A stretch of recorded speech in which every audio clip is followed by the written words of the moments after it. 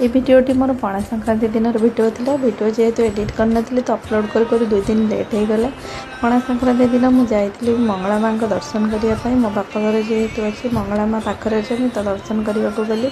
मु झील बेलू ही चैत्र मास मंगलवार करे आ माँ को दर्शन करे। आज मोर भाग्य अच्छे पणा संक्रांति दिन माँ को दर्शन करी। जो माँ को देखुं झील बेलू ही देखे ये मंगला माँ सेविका आ मो पु को बढ़े देती सी बहुत आशीर्वाद देते मो मन को टे बहुत ही शांति लगी।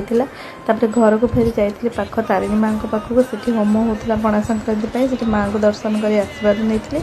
आ लास्ट रे घरे पणा बना होता संध्या टाइम तो से पणा बनइबार दायित्व मुझे पणा बनई आराम से पणा बनई जेहेतु पणा संक्रांति सब ओडिया घर मैंने पणा आ पणाटा देखिपे केमती होता।